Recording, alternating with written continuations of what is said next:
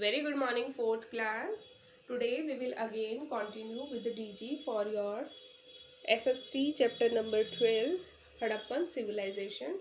Last class में हमने देखा था कि किस तरीके से ग्रोथ होती है ग्लोरी जो है हड़प्पन सिविलाइजेशन की, किस तरीके से वहाँ के आर्टिसंस काम करते थे, स्किल्ड जो है वो लोग आर्टिसंस थे और बहुत अच्छे से जो है काफ़ी सारी वो इन्वेंशंस करते थे। ठीक है, क्या क्या उनके फंक्शंस थे, क्या क्या काम काज थे, किस तरीके से रहते थे, वो सब चीज़ें हमने देखी।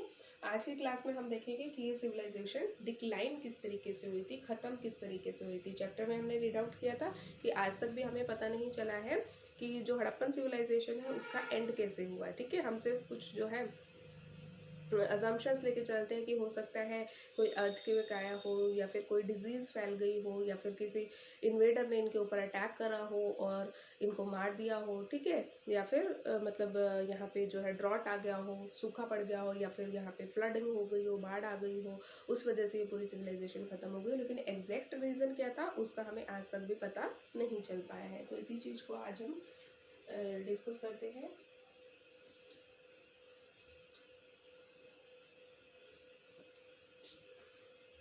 This flourishing Harappan civilization came to an end around 1900 BC.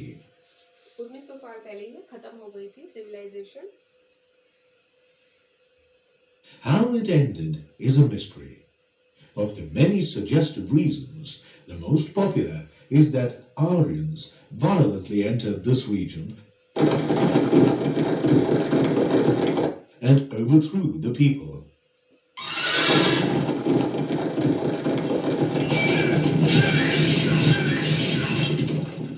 क्या माना जाता है, पहली असम्पशन ये है कि हो सकता है जो आर्यन इन्वेडर्स थे वो लोग आए होंगे और उन्होंने यहाँ पे लोगों के ऊपर आक्रमण किया होगा, अटैक किया होगा, लोगों को मार दिया होगा और पूरे एरिया को जो है अपने कंट्रोल में ले लिया होगा। ठीक है, तो ये पहली असम्पशन है जहाँ पे हम मानते हैं कि आर्यन लोगों ने इनके ऊपर अटैक किया होगा और इस पूरी सिविलाइजेशन को ख़त्म कर दिया होगा। ठीक है,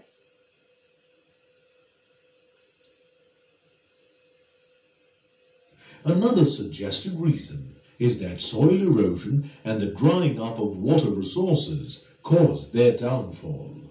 सॉइल इरोजन क्या होता है, जहाँ पे जो मिट्टी है वो पानी के साथ या हवा के साथ जो है बह जाती है और वहाँ की जो मिट्टी होती है इस तरीके से जो पूरा ग्रीन एरिया होता है वो इस तरीके से सूख गया होगा। ये जो है दूसरा सजेस्टेड रीज़न बताया जाता है कि हो सकता है ये कारण रहा हो कि यहाँ की जो सॉइल थी वो जो है इस तरीके से अनप्रोडक्टिव हो गई हो, बंजर हो गई हो और इस पर कुछ भी उगाना पॉसिबल ना हो, जिसकी वजह से क्या हुआ होगा, खेती ख़त्म हो गई होगी, लोगों के पास उगाने के लिए कुछ नहीं होगा क्योंकि मिट्टी में कुछ उगता नहीं होगा, लोगों के पास खाने की शॉर्टेज होगी और भुखमरी की वजह से ये लोग मर गए होंगे या फिर यहाँ से कहीं और चले गए होंगे।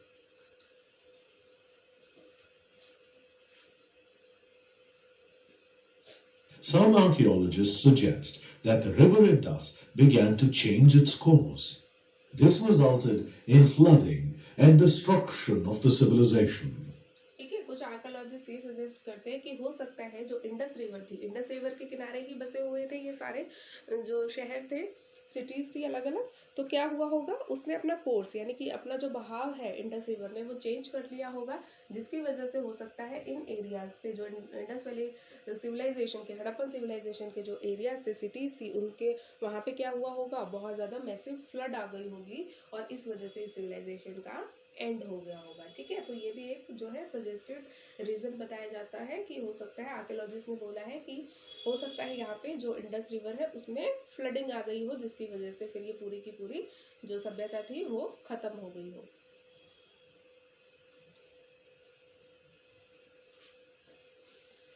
इस तरीके से पानी के नीचे छुप गई हो।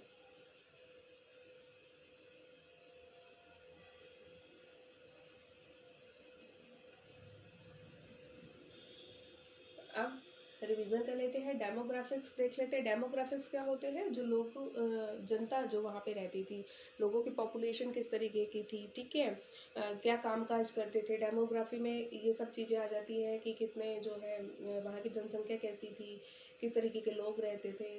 ठीक है, क्या क्या उन्होंने एडवांसमेंट्स में क्या क्या आएगा, क्या क्या उन लोगों ने इन्वेंशंस करी थी, किस तरीके से नई नई चीज़ें बनाया करते थे। जैसे हमने देखा कि क्या करते थे वो लोग, व्हील का इस्तेमाल करते थे और प्लो का इस्तेमाल करते थे। ठीक है, प्लो का इस्तेमाल कहाँ करते थे, एग्रीकल्चर के लिए करते थे, खेतों में करते थे, खेत को जोतने के लिए करते थे, प्लोइंग फॉर द लैंड। और जो है व्हील का इस्तेमाल भी ये लोग क्या करते थे, एक जगह से दूसरी जगह कम्यूट करने के लिए। कार्ड्स के बनाई हुई थी इन्होंने जिनमें ये व्हील्स का यूज़ किया करते थे। सिविलाइजेशन डिक्लाइन थ्योरी, थ्योरीज क्यों कह रहे हैं हम इनको, क्योंकि अभी तक भी हमें कंफर्म रीज़न नहीं पता। कुछ थ्योरीज हैं जो कि ये सजेस्ट करती है कि अलग अलग जो रीजंस हैं वो बताती हैं जिनकी वजह से ये जो सिविलाइजेशन है उसका एंड हुआ होगा। तो वन बाय वन हम इनको डिस्कस कर लेते हैं, फिर से एक रिवीजन कर लेते हैं। कहाँ से कहाँ तक है, 2600 से लेके 1900 मतलब 2600 साल पहले ये सिविलाइजेशन का हमें पता चलता है, और 1900 में ये सिविलाइजेशन ख़त्म हो गई थी। मेजर सिटीज़ कौन कौन सी थी, हड़प्पा, मोहनजोदाड़ो और लोथल। लर्न कर रखने हैं आपको ये तीनों ही नाम, हड़प्पा, मोहनजोदाड़ो और लोथल। ये तीन जो है इम्पॉर्टेंट मेजर सिटीज़ थी इस सिविलाइजेशन की। River Indus flows through the civilization, यानी कि जितने भी ये शहर थे इनके किनारे इंडस रिवर जो है बहती थी, यानी कि इसी नदी के किनारे जो है ये सिविलाइजेशन बसी हुई थी। River Indus flows through the civilization. Himalayan range is to the north. अब आपको पता है मैप में हमने कई बार इसको डिस्कस कर लिया है कि इंडिया का जो नॉर्थ वेस्टर्न पार्ट है और पाकिस्तान का जो पार्ट है, ठीक है, तो उसके और नॉर्थ में क्या है, हमारे टॉप मोस्ट नॉर्थ में क्या है, हिमालयन रीजन है। ठीक है, तो हिमालयन जो रेंज है, पहाड़ों की जो एक रेंज है पूरी हिमालय की, वो इस इंडस वैली सिविलाइजेशन के नॉर्थ में एग्जिस्ट करती है। ठीक है, क्लियर है आपको। डेमोग्राफिक्स एडवांसमेंट्स क्या क्या थी इस सिविलाइजेशन की, क्या क्या एडवांसमेंट्स थी।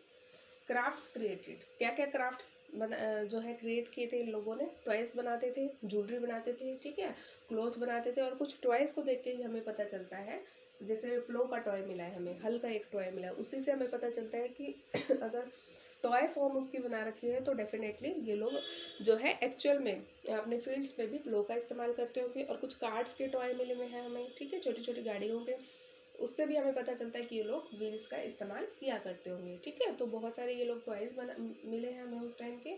ज्वेलरीज तो डेफिनेटली ये लोग बहुत फाइन बनाते थे, अलग अलग दूर दूर जगह से स्टोन्स लेके आते थे और उनकी बहुत फाइन ज्वेलरी ये लोग बनाते थे।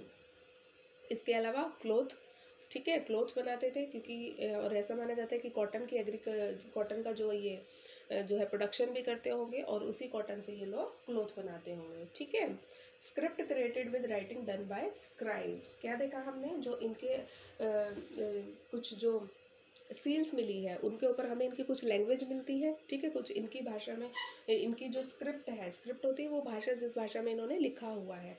ठीक है, तो इन लोगों ने with writing done by scribes, अलग अलग इन स्क्राइब्स है, लिपि है, ठीक है, जिसकी मदद से इन लोगों ने अपनी एक भाषा बनाई हुई थी, स्क्रिप्ट बनाई हुई थी।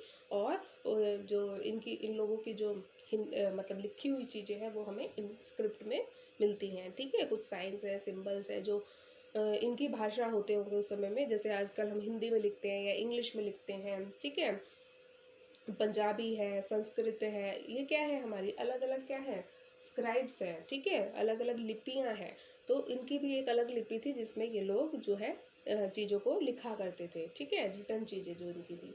फिर ट्रांसपोर्ट सिस्टम क्या था, बुलक कार्ट्स वगैरह यूज़ करते थे। ठीक है, उसके अलावा क्या यूज़ करते थे, शिप्स भी यूज़ करते थे ना, हमने देखा था कि मेसोपोटामिया अफगानिस्तान तक ये लोग गए थे, तो क्या है शिप्स भी यूज़ करते होंगे ये लोग। और बुलक कार्ट जो है लोकली अपने आसपास के एरिया में बुलक कार्ट्स का इस्तेमाल करते होंगे। उसके अलावा इरिगेशन एंड एग्रीकल्चरल सिस्टम हमने देखा था कि बहुत अच्छा इनका जो है इरिगेशन का सिस्टम, सिंचाई का सिस्टम इन्होंने बनाया था, जिसकी मदद से ये लोग अपने खेतों को पानी पहुंचाते थे। ठीक है, और एग्रीकल्चरल सिस्टम था जहाँ पे ये अलग अलग जो है फसलें उगाया करते थे, इनके खेत जो है डिवाइडेड थे और वहाँ पे प्रॉपर जो इरिगेशन है, सिंचाई के जो साधन है वो सब जो है बहुत अच्छे से डेवलप किए हुए थे इन्होंने। सिविलाइजेशन की जो थ्योरीज है डिक्लाइन होने की वो देख लेते हैं क्या क्या है। सबसे पहला है कि हो सकता है कि Aryan invasion and defeat of Harappans, Aryan लोगों ने जो है, इन्वेजन क्या होता है, इन्वेजन होता है घुसपैठ करी होगी, यानी कि किसी के एरिया में घुस जाना, उसको हम बोलते हैं इन्वेजन। इनके ऊपर आक्रमण किया होगा, इनके एरिया में घुस गए होंगे और जो हड़प्पन्स होंगे वो हार गए होंगे। ठीक है, तो पहली थ्योरी ये कहती है कि आर्यन लोग आए होंगे और इनको लड़ाई में हरा दिया होगा। दूसरी है soil erosion and drawing up of water resources. हो सकता है जो मिट्टी है उसका इरोजन हो गया हो, लैंड जो है वो सूख गई हो, जो ड्राई हो गई हो, और उसके बाद जो वाटर रिसोर्सेज है वो सूख गए हो, जिसकी वजह से एग्रीकल्चर नहीं हो पा रहा होगा। ठीक है, तो दूसरा रीज़न ये बताया जाता है। थर्ड जो रीज़न दिया जाता है वो है कि फ्लड्स आ गए होंगे, क्योंकि जो इंडस रिवर है उसने अपना कोर्स, उसने अपनी डायरेक्शन को जो है चेंज कर लिया होगा। हो सकता है उसकी वजह से यहाँ पे एक मैसिव फ्लड आ गया हो और पूरी सिविलाइजेशन उस पानी के नीचे जो है दब गई होगी। ठीक है, तो ये 3 थ्योरीज हैं जो अलग अलग हमें जो है रीज़न सजेस्ट करती हैं कि ये सारे रीजंस रहे होंगे जिनकी वजह से इस सिविलाइजेशन का डिक्लाइन हो गया हो। ठीक है, आगे आपको समझ में। ठीक है, डेमोग्राफिक्स में एडवांसमेंट्स क्या क्या थी और सिविलाइजेशन की डिक्लाइन थ्योरीज क्या क्या है वो सब हमने देख लिया आज की क्लास में। इससे आगे फिर हम अपनी नेक्स्ट क्लास में स्टडी करेंगे, जहाँ पे हम सिटीज़ को स्टडी करेंगे।